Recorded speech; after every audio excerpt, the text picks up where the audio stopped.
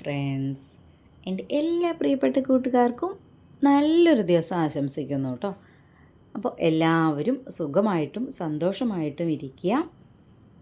എല്ലാവർക്കും നല്ലൊരു ദിവസമാവട്ടെ. എൻ്റെ ഇന്നത്തെ ഇന്ദൂസ് ആർട്ട് ആൻഡ് ക്രാഫ്റ്റിൻ്റെ ഇന്നത്തെ കുഞ്ഞു വീഡിയോയിലോട്ട് എൻ്റെ എല്ലാ പ്രിയപ്പെട്ട കൂട്ടുകാർക്കും സ്വാഗതം. അപ്പോൾ ഇന്നതേ നമ്മൾ രാവിലെ മുതലുള്ള കുറച്ച് കാര്യങ്ങളാണ് ഷെയർ ചെയ്യുന്നത് കേട്ടോ.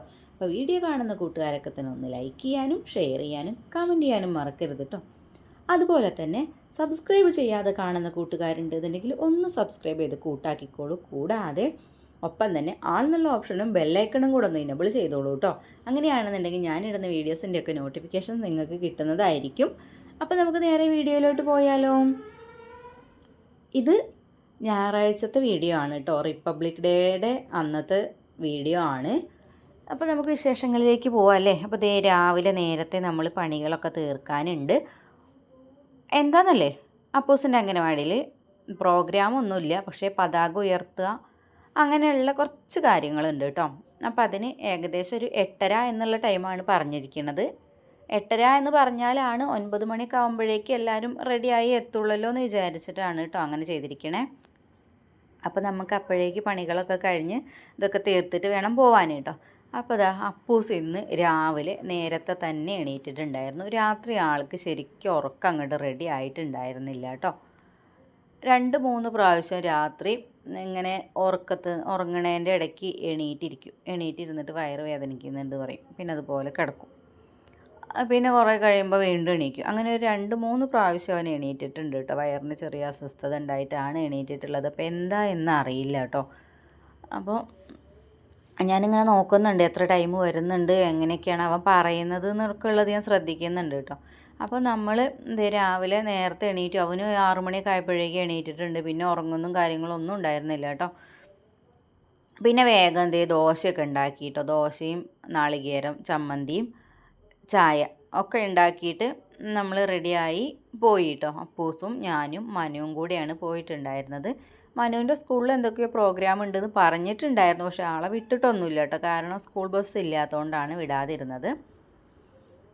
ഇവിടുന്ന് ലൈൻ ബസ്സിന് പോയാൽ അവിടെ നിന്ന് അങ്ങോട്ട് കുറച്ച് ഒരു ബുദ്ധിമുട്ടുണ്ട് കേട്ടോ. മെയിൻ റോട്ടിൽ നിന്ന് സ്കൂളിലേക്ക് കുറച്ച് അങ്ങോട്ട് പോകാനുണ്ട്. അതുകൊണ്ട് തന്നെ പിന്നെ അവനെ വിടുന്ന കാര്യം നമ്മൾ ചിന്തിച്ചിട്ട് തന്നെ ഉണ്ടായിരുന്നില്ല കേട്ടോ. അങ്ങനെ അംഗനവാടിയിൽ പോയി കുറച്ച് നേരം അവിടെ സ്പെൻഡ് ചെയ്തു. അങ്ങനെ മിഠായിയൊക്കെ കിട്ടിയിട്ടുണ്ടായിരുന്നു കേട്ടോ കുട്ടികൾക്ക്.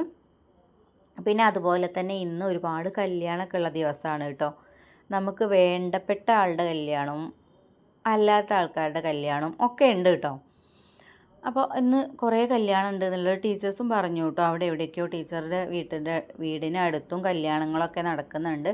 അപ്പോൾ അതൊക്കെ കഴിഞ്ഞിട്ട് വേണം വേഗം എല്ലാവർക്കും പോകാൻ വേണ്ടിയിട്ട്. പിന്നെ ആ ഒരു ടൈം ആകുമ്പോൾ തന്നെ കുട്ടികളൊന്നും അധികം ഭക്ഷണം കഴിക്കില്ല, അങ്ങനെയൊന്നും ഉണ്ടാവില്ലല്ലോ. അപ്പോൾ അതുകൊണ്ട് തന്നെ നമുക്ക് വേഗം പോയിട്ട് വരാനും ഉണ്ടായിരുന്നു. അങ്ങനെ പോയി വന്നു. 10 മണിയൊക്കെ ആയപ്പോഴേക്കും നമ്മൾ തിരിച്ചു വന്നിട്ടുണ്ട് കേട്ടോ. 10 മണിയുടെ മുന്നേ 9:30 ആയി. ഒരു ടൈമിൽ തന്നെ നമ്മൾ തിരിച്ചു വന്നിട്ടുണ്ടായിരുന്നേ.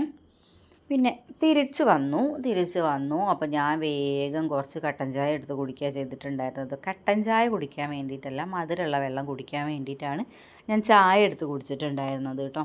അപ്പോൾ അങ്ങനെ അതൊക്കെ കഴിഞ്ഞു. പിന്നെ ഞാൻ ഒരു കാര്യം അങ്ങോട്ട് തീരുമാനിച്ചു. ഏതായാലും ഞാൻ സാരി കൊടുത്താണ് പോയിട്ടുണ്ടായിരുന്നത് കേട്ടോ.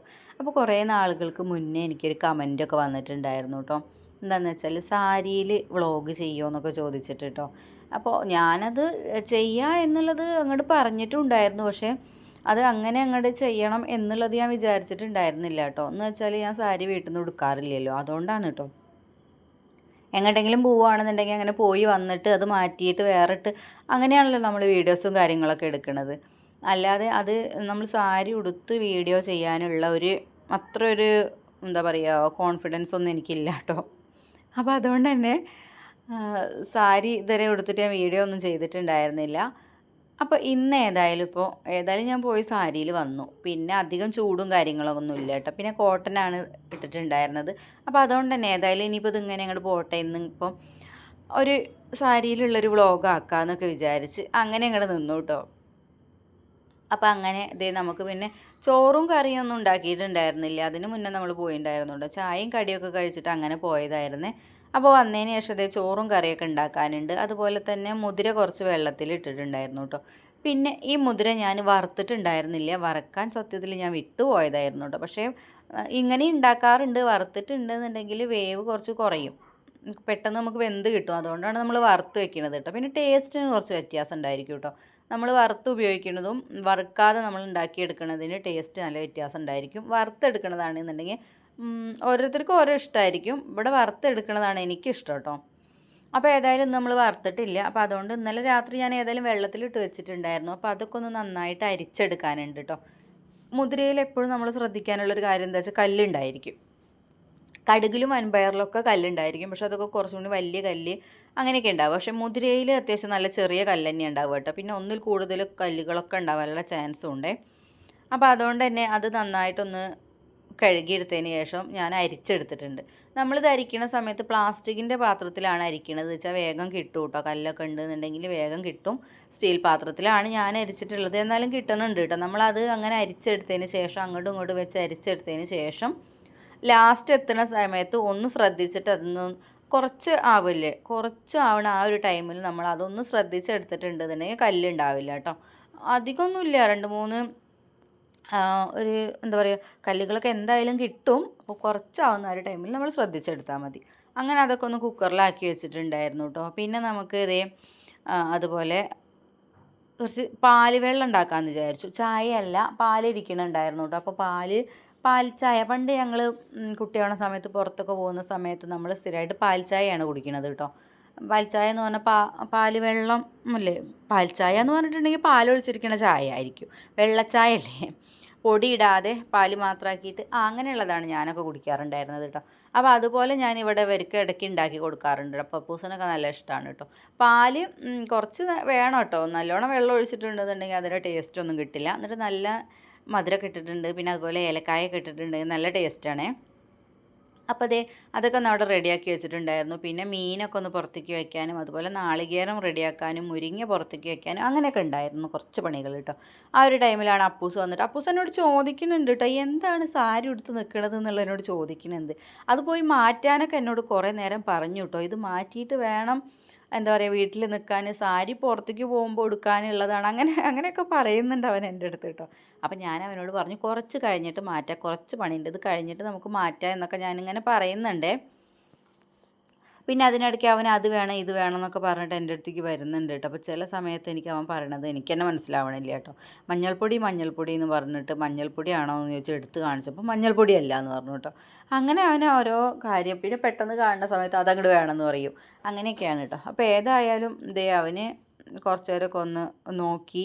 പിന്നെ അങ്ങനെ നമുക്ക് വേറെയും കുറേ പരിപാടികളുണ്ട്. പിന്നെ അതിൻ്റെ ഇടയ്ക്ക് അവന് ഉറക്കം വരുന്നുണ്ട് എന്നൊക്കെ പറഞ്ഞിട്ടുണ്ടായിരുന്നു കേട്ടോ. കാരണം എന്നാൽ അവൻ നേരത്തെ എണീറ്റു എന്ന് ഞാൻ പറഞ്ഞില്ലേ, അതുപോലെ തന്നെ രാത്രി ശരിക്കും ഉറക്കവും ശരിയായിട്ടുണ്ടായിരുന്നില്ല.